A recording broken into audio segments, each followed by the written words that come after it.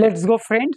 আমরা নেক্সট যে সামটা আছে একই, এটা এসএসসি সিজিএল এ 2000 পড়ে গেছে। তো আমরা এইটা করতে গিয়ে যে জায়গাটা আমরা করব, ফার্স্ট আমরা দেখতে পাচ্ছি 1, 8 অ্যান্ড 27। এর পার্টিকুলার, এখনো বলছি, এর পার্টিকুলারলি কোনো ফর্মুলা নেই। এটা রিজয়নিং বলা হয়। এর একটা রিদিম থাকে। সেই রিদিমটা হচ্ছে গিয়ে আমরা যেটা দেখতে পাচ্ছি যে একটা 1, তারপর 8, 27। তাহলে আমরা লিখতে পারি 1 cube mainly 1, 2 cube mainly 8, 3 cube mainly হচ্ছে 27। তাহলে হচ্ছে গিয়ে rhythm wise 4 cube equal to 64। এখানে এসে আমরা দাঁড়ালাম। এখানে দাঁড়িয়ে এবার অপশনের দিকে আমরা চোখ ফেলবো।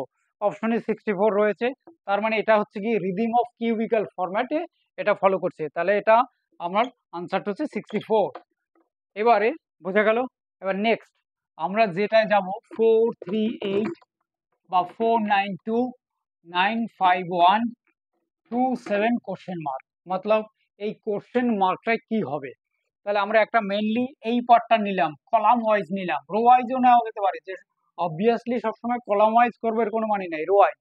তাহলে 4 প্লাস 3 প্লাস 8 যোগ করলে 15 হচ্ছে, দেখো 9 প্লাস 5 প্লাস 1 যোগ করলে 15 হচ্ছে, আই মিন দ্যাট অ্যাড করলে।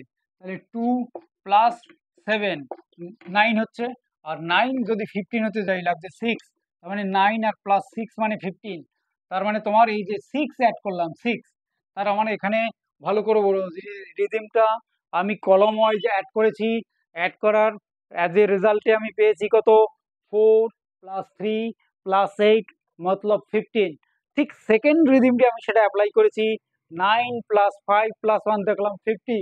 অবভিয়াসলি থার্ড কলাম যেটা আছে সেটা, এটা মাস্ট বি ফলোড, এটা ফলো করবে।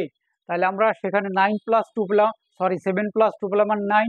তাহলে 15 হতে গেলে লাগছে তোমার আরো 6। 15 হতে কত লাগছে, 6। তার মানে অপশনটা হবে কত, 6। Okay friends, let's go.